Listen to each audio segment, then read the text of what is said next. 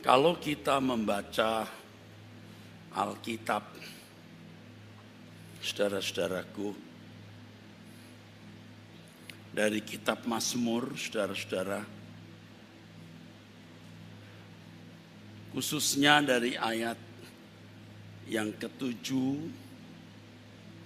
sampai ayat yang ke-12, ini termasuk pasal yang cukup populer, ayat yang juga populer, yang memuat kalimat masa hidup kami 70 tahun, dan jika kami kuat 80 tahun, dan kebanggaannya adalah kesukaran dan penderitaan, sebab berlalunya buru-buru dan kami melayang lenyap. Siapakah yang mengenal kekuatan murkamu dan takut kepada gemasmu? Ajarilah kami menghitung hari-hari kami sedemikian, hingga kami beroleh hati yang bijaksana, dan seterusnya. Ada sesuatu yang secara implisit, tidak tersurat tetapi tersirat, kegentaran pemazmur terhadap menjalani hari. Kegentaran pemazmur dalam menjalani hari. Dan kegentaran itu membuat pemazmur mengisi hari hidupnya dengan bijaksana. Dan untuk itu mohon kepada Allah agar ia dapat mengisi hari hidupnya dengan benar. Sebab kehidupan ini nanti akan berakhir pada murka Allah atau kesukaan hati Allah yang memberi kemuliaan. Murka yang membawa seseorang kepada kehinaan kekal, atau kesukaan Allah yang memberi kemuliaan. Kita tidak boleh pandang remeh hal ini, saudara. Siapapun kita, ya. Kiranya malam ini kita diingatkan terhadap kedahsyatan hari hidup. Sebab hari hidup kita diciptakan oleh Allah yang dahsyat.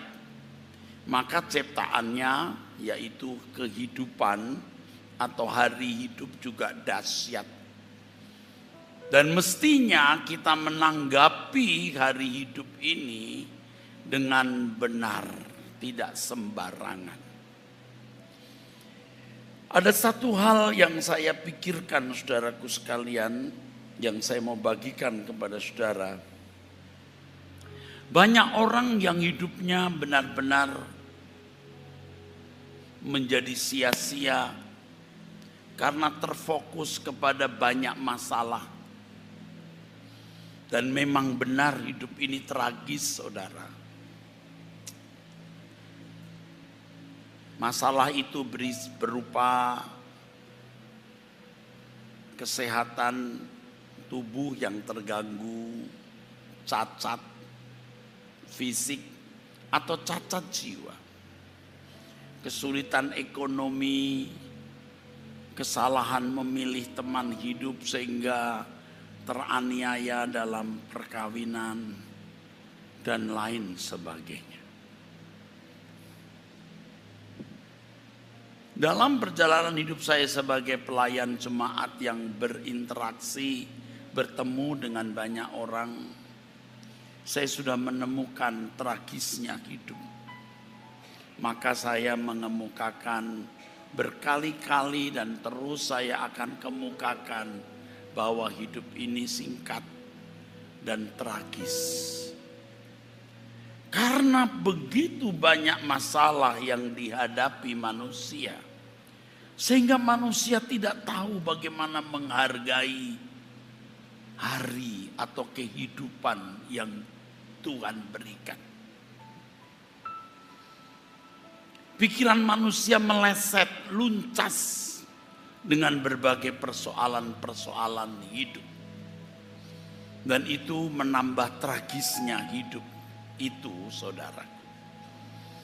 Karena sakit penyakit, karena kemiskinan, karena ketidakharmonisan dalam keluarga, kegagalan studi, kegagalan karir, situasi dunia yang chaos, seperti misalnya perang dan lain-lain. Manusia sudah tidak lagi memiliki fokus bagaimana mengisi hari hidupnya dengan bijaksana. Tentu dalam hal ini manusia harus berurusan dengan Allah yang menciptakan kehidupan dan memberikan hari. Tetapi konyolnya atau ironisnya, orang yang mestinya tidak perlu fokus kepada masalah-masalah sulit karena memang tidak punya masalah sulit, ya. Keluarga baik-baik, ekonomi baik-baik, ya, tubuh sehat. Itu pun juga tidak mengisi hari hidupnya dengan benar.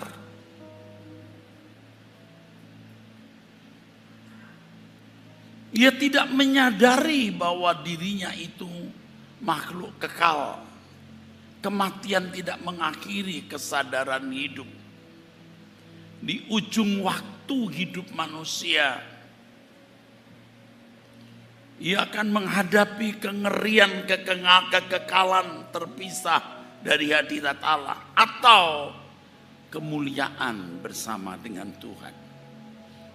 Kalaupun berpikir hanya sekilas, kalaupun mempersoalkan, seperti saudara yang datang di ibadah ini pertengahan minggu, saudara memiliki kesetiaan ekstra lebih dari jemaat yang hanya datang hari Minggu atau menganggap bisa online sehingga tidak onsite. Saudara punya kesetiaan ekstra. Tapi saudara yang punya kesetiaan ekstra seperti ini pun, saya tidak yakin semua saudara sudah maksimal berurusan dengan Tuhan, bagaimana mengisi hari hidup saudara dengan benar. Banyak hal yang mencuri fokus saudara. Dan inilah keadaan orang-orang Kristen yang belum siap jadi Kristen. Orang-orang Kristen yang belum siap jadi anak Allah. Orang Kristen yang belum siap jadi umat pilihan. Orang-orang Kristen yang belum siap dimuliakan bersama dengan Yesus dan menjadi anggota keluarga kerajaan Allah. Pasti saudara belum sungguh-sungguh menganggap bahwa menjadi umat pilihan itu luar biasa. Hari hidup saudara lebih dari nilai hari yang dimiliki orang yang bukan umat pilihan. Proyeksi hidup saudara oleh Allah adalah menjadi anak-anak Allah yang dimuliakan bersama dengan Yesus, yang dilayakkan menjadi royal family, keluarga bangsawan. Itu berarti hidup kita disita sepenuhnya untuk mengisi hari-hari hidup kita dengan benar, supaya kita layak menjadi anggota keluarga kerajaan Allah. Saudara datang hari ini sudah ekstra setia dibanding mereka yang hanya datang hari Minggu. Lebih dari saudara-saudara yang hanya mengikuti melalui online. Anda termasuk luar biasa dibanding dengan yang biasa-biasa itu. Tapi belum tentu saudara maksimal loh. Coba di-upgrade. Upgrade. Katakan amin. Coba di-upgrade.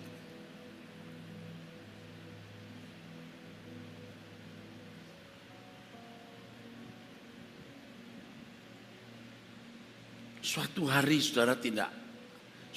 saudara akan bersyukur dan tidak menyesal ketika saudara memberikan hidup saudara itu tanpa batas untuk Tuhan.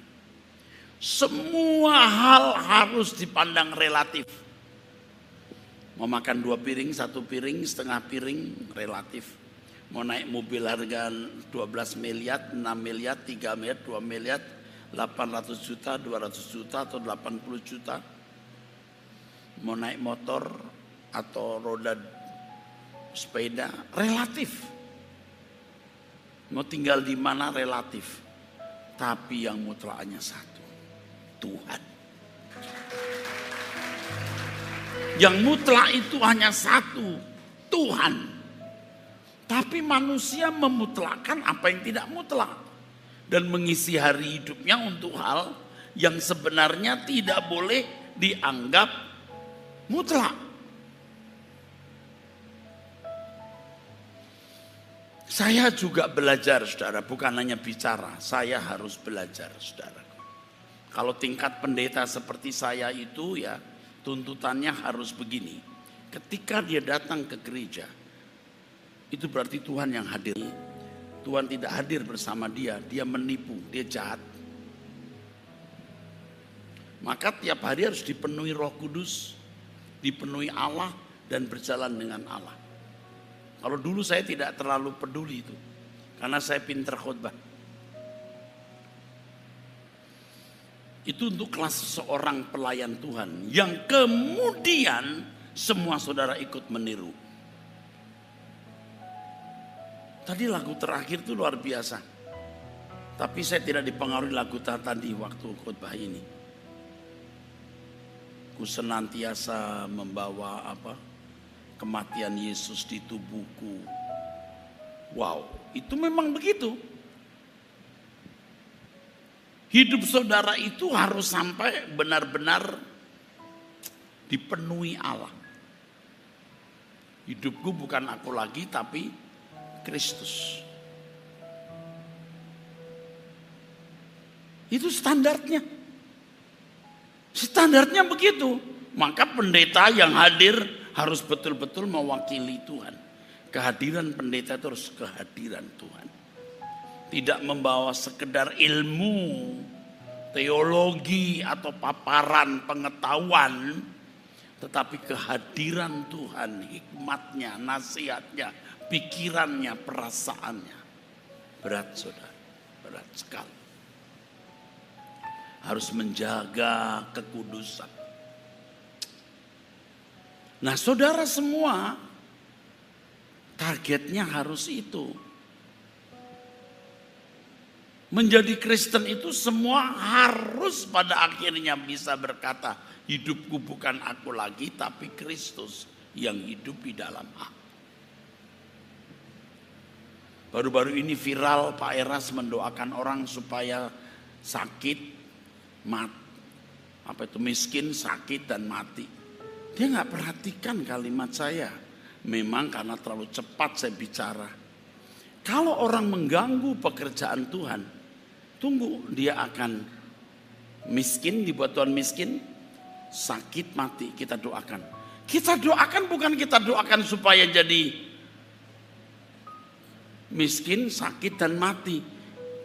Maksudnya kita doakan jangan begitu gitu. Tapi karena kalimat itu cepat saya bicara, ya enggak apa-apa. Seperti kalimat Yesus bukan juru selamat yang sejati sebagai inisiator tapi eksekutor. Dipotong jadi Pak Eras mengajarkan Yesus bukan juru selamat. Edan kan. Kalau pendeta enggak percaya Yesus juru selamat kan edan. Bukan pendeta lagi dia. Kalau pendeta mengajari orang, mendoakan orang supaya miskin, sakit, mati, ya enggak bener lah.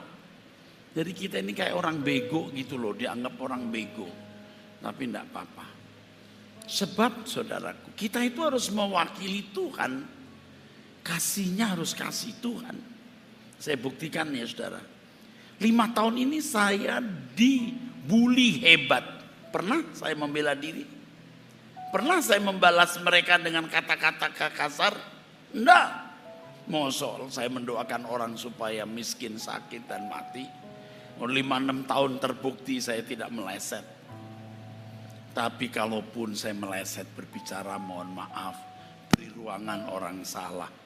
Tapi yang jelas tidak begitulah saudara ya, tidak begitu ya. Oke, saya teruskan. Harus siap jadi Kristen, kehilangan segala-galanya. Kesenangan duniawi, kepuasan emosi dan perasaan pribadi harus rela. Ya. Kita dibully, dijahati, bukan hanya tidak mengklarifikasi, tapi juga tidak menyimpan dendam. Saya tahu orang-orang saya ditunjukin ini, loh ya kenapa kamu begitu, itu sudah cukup. Bapak Ibu saudara sekalian, hari hidup kita itu berharga sekali. Karena di setiap hari hidup kita, Bapak mendidik kita untuk menjadi anak-anak Allah yang layak menjadi anggota keluarga kerajaan surga. Jauh-jauh saya datang dari Jakarta lalu mengembalakan jemaat di Surabaya. Apa sih untungnya? Apa sih yang saya mau capai? Kalau hanya membuat saudara jadi orang yang diberkati secara finansial, yang sakit sembuh, ekonomi saudara langsam dengan baik, anak-anakmu sukses. Di luar sana orang-orang non-Kristen juga bisa mencapainya saudara. Tapi dengan bertatap muka seperti ini, saudara bisa merasakan emosi perasaan saya dan bisa merasakan hadirat Tuhan di tengah-tengah kita. Tentu diharapkan emosi perasaan saya haruslah emosi perasaan yang mengalirkan pikiran perasaan Allah. Dan itu tidak mudah, tidak bisa diperoleh lewat gadget. Kalau saudara masih bisa datanglah hari Rabu.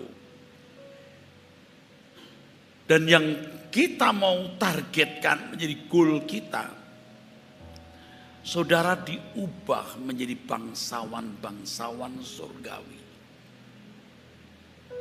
Saudara kiranya diberi Tuhan kegentaran terhadap kehidupan. Kegentaran terhadap hari yang Tuhan berikan. Betapa singkatnya hari. Dan di dalam singkatnya hari hidup itu, tentu Tuhan mengendaki, atau kalau boleh menggunakan kalimat lain, tentu ditarget. Yang akhirnya kita bisa mendapatkan sertifikat Allah yang bertuliskan ini anakku yang kukasihi, kepadanya aku berkenan. Kita rindu saudara sertifikatnya Erastus Sabdono, kepadamu aku berkenan. Kita rindu saudaraku. Tidak ada hal yang lebih besar, tidak ada hal yang lebih mulia dari ini. Kalau saya boleh membahasakan ucapan Tuhan Yesus, secara imajiner Yesus berkata, aku sudah lelah-lelah memikul dosa-dosamu, menderita, mati di kayu salib dan bangkit, supaya kamu menjadi seperti aku, yang memuaskan dan menyenangkan hati Bapa. Menjadi kebanggaan Bapa yang juga berarti menjadi kebanggaanku. Tuhan Yesus berkata, biji gandum tetap satu. Kalau tidak jatuh ke tanah dan mati. Biji gandum itu Tuhan Yesus. Jatuh ke tanah dan mati.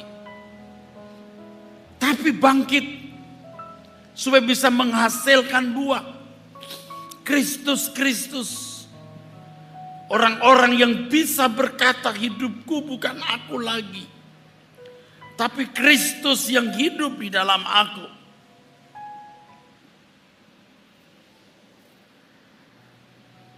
Saudara harus optimis mencapai ini. Tadi sempat kepikir saudaraku. Karena saya baru mendoakan satu keluarga yang anaknya sakit. Anaknya yang lain juga sakit. Aduh. Sakit yang dijauhi oleh manusia.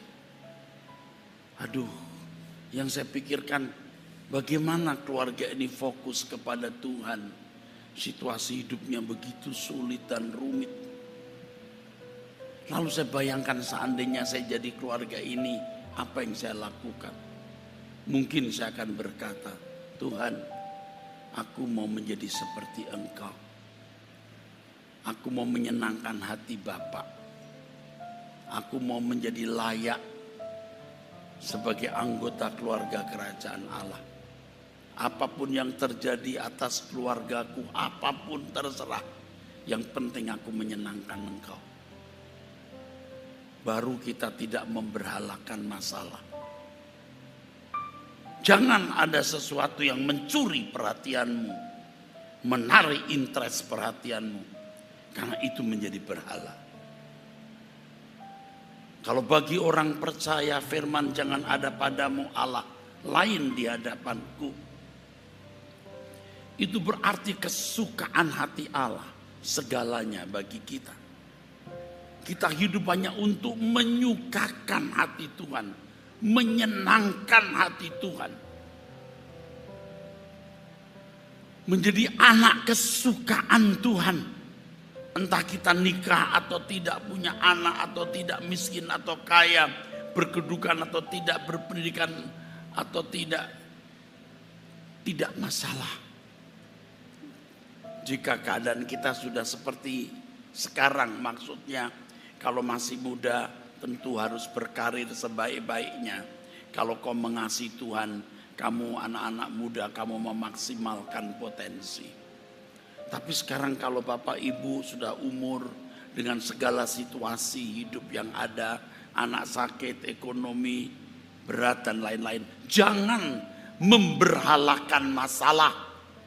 Pandang Tuhan, di sisa umur hidupmu, isi harimu dengan berjuang menjadi anak kesukaan Allah. Saya ingatkan kepada Bapak Ibu, yang pertama, bagi para teolog-teolog yang belajar teologi, yang punya gelar-gelar, ya saudara, ingat yang penting bagaimana engkau dipenuhi oleh Allah. Bagaimana pikiran dan perasaanmu benar-benar menjadi pikiran dan perasaan Allah.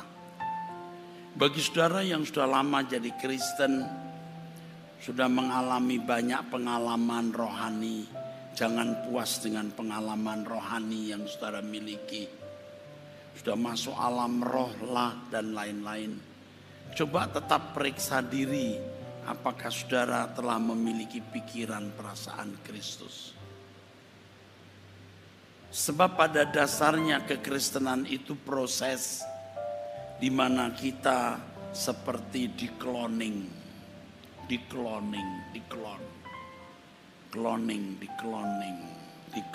saudaraku. Itulah sebabnya dalam Yohanes pasal 1 ayat 12, 13 bahwa kita dilahirkan oleh Allah. Dilahirkan oleh Allah. Bagaimana sifat-sifat Allah menjadi sifat-sifat kita. Menjadi anak Allah bukan sekedar status, tetapi keberadaan. Saya dalam buku yang sekarang sedang saya tulis, ya, saya tulis mengenai Elohim. Saya membedakan superlatif Allah dan hakikat Allah. Allah memiliki superlatif yang dibahasakan Tuhan Yesus dengan kalimat, Engkaulah yang mempunyai kuasa, mempunyai kerajaan kemuliaan yang dimiliki oleh Allah Bapa. Hanya Allah Bapa yang memiliki kerajaan, kuasa dan kemuliaan. Kerajaan inilah yang diberikan kepada Yesus. Yang dalam kitab Daniel, penglihatan yang disaksikan Daniel, yang lanjut usia menyerahkan kekuasaan kepada anak manusia. Di dalam Matius 28 ayat 18 sampai 20, Yesus berkata, segala kuasa di surga di bumi diberikan padaku. Yang empunya adalah Bapa. Bapa memiliki hidup di dalam dirinya dan memberikan hidup itu kepada anaknya. Dan Yesus memberi hidup kepada umat pilihan. Sumbernya Bapa. Ini superlatifnya. Boleh tepuk tangan. Tidak ada yang dapat memiliki ini, hanya Allah Bapa. Engkaulah yang empunya kerajaan, kuasa, kemuliaan. Tapi yang satu, sifat. Saya mau meminjam kata hakikat. Dan ini saya menabrak doktrin yang dimiliki banyak orang. Tidak apa-apa. Ini kodrat Allah. Theos. Keilahian. Atau moralitas Allah. Atau kemuliaan Allah. Semua manusia telah jatuh dalam dosa dan kehilangan ini. Sifat Allah. Kodrat ilahi. Divine nature. 2 Petrus 1 ayat 3 dan 4. Sehingga orang tidak mengambil, tidak bisa lagi hidup mengambil bagian dalam kekudusan Allah. Ibrani 12 ayat 9 sampai 11. Sifat inilah yang harus dimiliki anak-anak Allah. Yesus yang sulung sukses memiliki ini. Yang karenanya superlatif kuasa Allah bisa dipercayakan. Yesus menghakimi dan Yesus berkata, kamu akan menghakimi bersama-sama dengan aku. Yesus menerima kuasa. Yesus berkata seperti Bapa. Ya, menetapkan hak-hak kerajaan bagiku. Aku juga menetapkan hak kerajaan bagi kamu. Kalau sudah punya sifat Allah. Jadi tidak sembarang orang bisa dimuliakan bersama Yesus. Tidak sembarang orang bisa menjadi anggota keluarga kerajaan Allah. Nah, selama kita hidup di dunia yang 70-80 tahun ini, kita harus berproses terus untuk mengalami metamorfose atau perubahan. Amin. Gereja memberikan brief, just brief, penjelasan ringkas. Kenapa? Sebab pada intinya menit ke menit, jam ke jam, hidup saudara itu prosesnya. Kalau hanya 30 menit, 50 menit, 1 jam tidak cukup. Tapi ini memberi saudara inspirasi dan motivasi. Anda mesti mengerti. Ini baru sekarang. Rabu depan saya datang lagi, saya jelaskan lagi. Sampai saudara bisa memahami. Dan akhirnya kalau saya nanti tidak lagi datang ke Surabaya. Atau saya dipanggil pulang Tuhan, atau sudah Tuhan tetapkan eras, cukup jangan ke Surabaya. Saudara sudah mengerti apa yang saya katakan.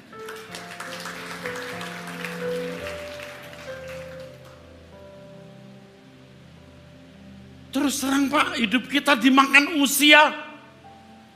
Sia-sia. Fokus kita sudah ke banyak hal. Mestinya fokus kita adalah bagaimana kita menjadi anak-anak Allah yang berkenan. Yang memiliki sifat Allah, hakikat Allah, kodrat ilahi. Mengambil bagian dalam kekudusan Allah. Atau menemukan kemuliaan Allah yang hilang. Gereja memberi motivasi, inspirasi, nasihat. Walau hanya singkat atau brief. Kalau ada kursus yang bisa membimbing kita memiliki kodrat ilahi, Misalnya 6 bulan, oke deh 6 tahun kita bisa mencapainya. Mau sekian triliun kita mesti bayar. Karena tidak ternilai hal itu. Amin. Amin. Jadi Bapak Ibu Saudara sekalian, kalau kita ngomong jujur, termasuk saya dulu, salah kabeh.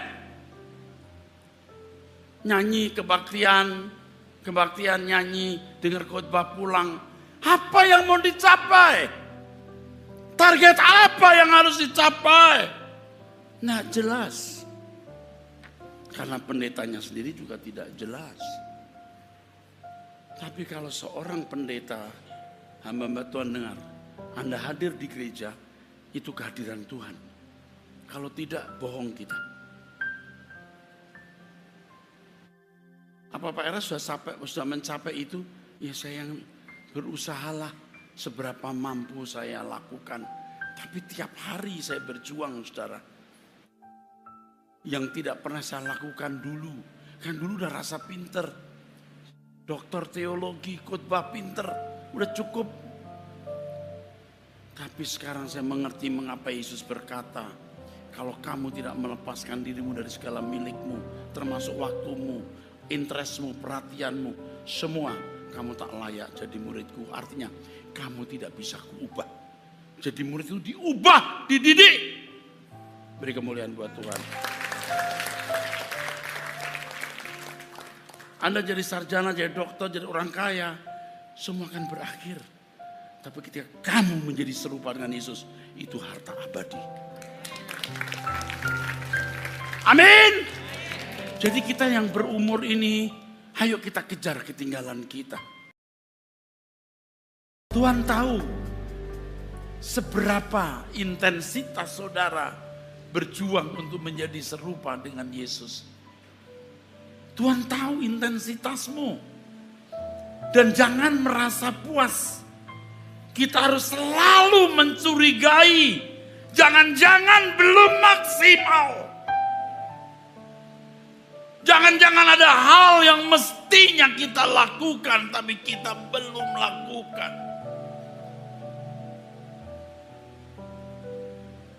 Jangan sampai kita menutup mata lalu kita melihat ternyata masih 60%, 70%. Sedangkan apa yang kita upayakan selama di dunia memiliki dampak kekal.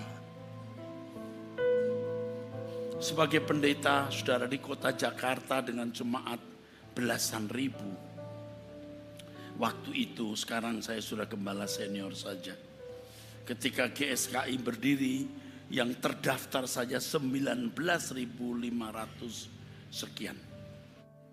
Saya bertemu dengan banyak orang kaya. Itu kalau pesta perkawinan, saudara, backdraftnya saja 8 miliar. Backdraftnya saja 8 miliar. Serius, backdraftnya. Memang kalah dengan orang kaya India sih. Yang sekarang bikin pesta sekian triliun. Lalu saudara, dia punya bunga-bunga itu. Bunga-bunga hidup. Wah, kagum juga saya. Bunga-bunga di tiang, semua bunga hidup. Makanya ibu-ibu pulang bawain bunga. Dia cabutin, saya percaya dia tidak izin. Makanannya, waduh. Saya kira kalau di hotel mewah bisa 1,5 juta satu orang. Bisa lebih. Tamu bisa 1.000 lebih. Waduh. Persiapannya Anda tahu 1 tahun. Tahun depan menikah itu sudah cari hotel sana sini. Lalu panggil WO yang bagus. Bayarnya pun juga puluhan sampai ratusan juta. Rapat. Serius saudara. Sampai pendeta pun diajak rapat. Loh serius. Mau nyobain makan. Persiapan 1 tahun untuk acara 2 jam setengah. Apalagi kalau nanti yang jadi MC itu MC yang sudah terkenal, yang bayaran 200-an juta. Nanti ada penyanyi yang terkenal. Nanti ada pejabat tinggi. Kalau pejabat tinggi kan disebutkan, Bapak ini. Selamat datang kepada Bapak. Langsung yang antri stop lu. Bukan pejabat. Pejabatnya maju. Salaman. Hanya 2,5 jam. Saya kira manggil pejabat juga nggak gratis. One day kalau pejabat itu minta tolong, minta bantuan, you inget anak lu kawin gua datang ya, kan gitu, mesti nagih dong. 1 tahun hanya untuk 2,5 jam, Pak. Saudara, untuk kekekalan everlasting, Anda sediakan berapa waktu? Anda ngerti gak saya sedang ngomong apa ini? Kok bisa loh orang berkata, Om, nanti kalau mau mati saya mau bertobat. Kalau sudah hari tua, baru mau mencari Tuhan sungguh-sungguh. Sekarang kita masih muda, Om. Kamu sia-siakan harimu sia-sia, nak. Itu pun kalau kamu keburu selamat. Karena ketika kamu tidak mencari Tuhan, jiwamu diisi oleh dunia. Kamu rusak sampai pada titik tidak balik, point of no return. Kamu tidak pernah jadi anak Allah yang baik. Anda masih bersama saya? Jangan menunda. Tanya bapak-bapak yang udah berumur ini. Korban masa lalu.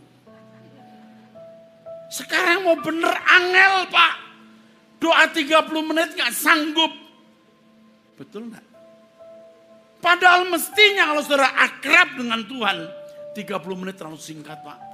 Boleh tepuk tangan. Kita mestinya sudah punya habitat di hadapan Allah. Jadi tidak bisa sebentar di situ. Nonton bola bisa berjam-jam. Jam 3 pagi bangun demi bola. Padahal itu juga bukan orang Indonesia yang main, orang Eropa. Mereka menang, kamu juga gak untung. Mereka kalah, kamu gak rugi. Kok bisa ya? Fokusmu kepada dunia. Ada yang hobinya mancing, Jumat sudah berangkat pergi ke pulau. Minggu malam baru datang. Dia pun juga gak makan ikan. Gila gak nih orang? Padahal kalau ke pasar ikan, gak usah semalam suntuk. Cukup keluar duit 200.000, udah nenteng ikan. Sekarang dia harus semalam suntuk, besoknya dikerikin. Setiap minggu malam dikerikin bininya. Karena masuk angin. Kok bisa ya? Tapi kalau doa gak kuat, cari Tuhan gak, lalu mau masuk surga. Untuk perkawinan 2,5 jam, orang persiapan setahun. Sekarang untuk kekekalan, you mau prepare waktu untuk spend waktu berapa lama? Tepuk tangan dulu, jangan pura-pura gak tahu.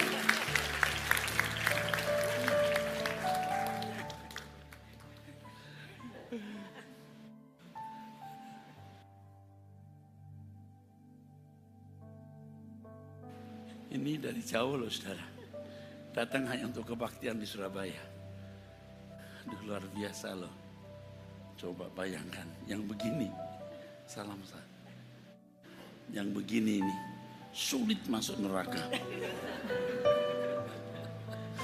Dan tidak bisa masuk neraka lagi.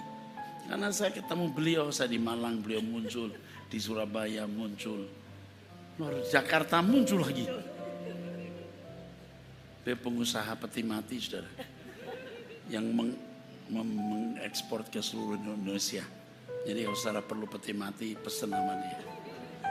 Apa karena, tapi bukan karena dia pengusaha peti mati lalu bertobat ya. Emang udah dijamah Tuhan, saudaraku.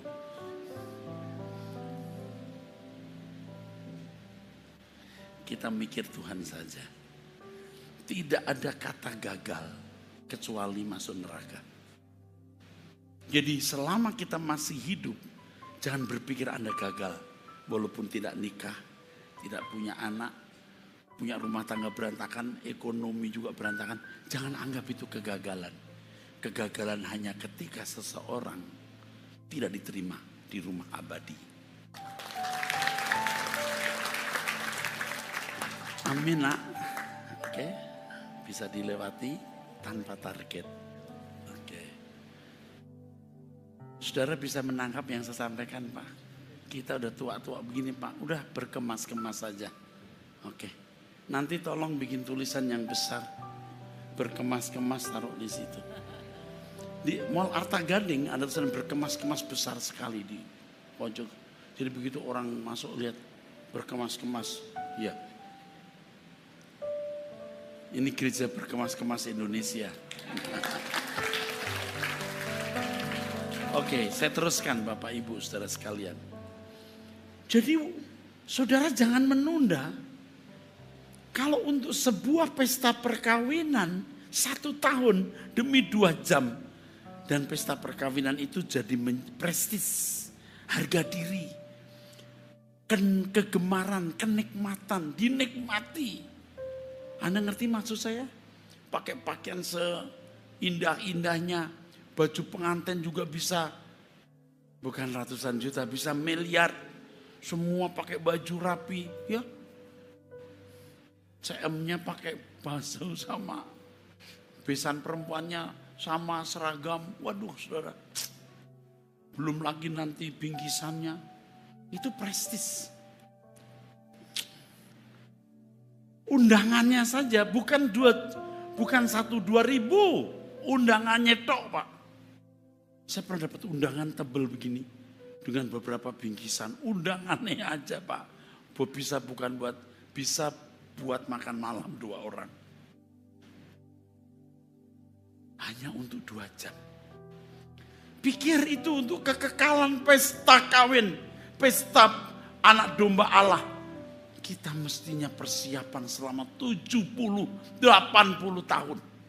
Serius. Amin. Bersyukur kau masih muda-muda nih. Kamu sudah mengerti kebenaran ini.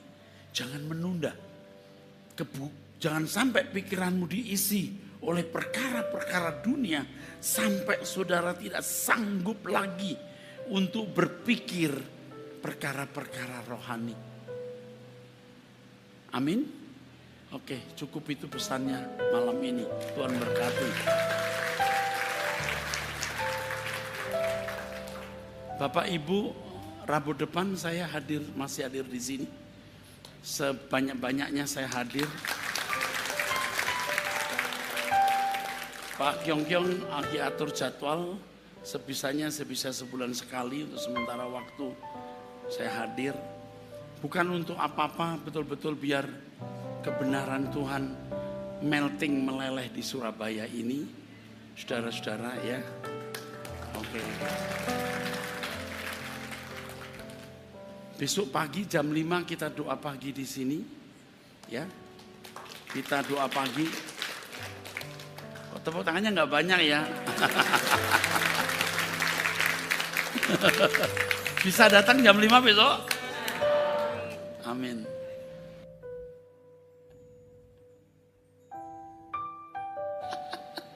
Luar biasa loh. Jauh-jauh datang. Berjam-jam loh ini. Untuk bisa sampai tempat ini. Hanya untuk kebaktian Rabu dan doa pagi. Bayangkan kalau saya khotbah tidak memberkati. Saya pimpin doa tidak menghadirkan hadirat Allah. Piye kecewanya itu loh. Serius berat ya. Mahal ya. Pekerjaan saya ini berat saudaraku sekalian. Tapi kita akan tetap maju di dalam Tuhan. Amin.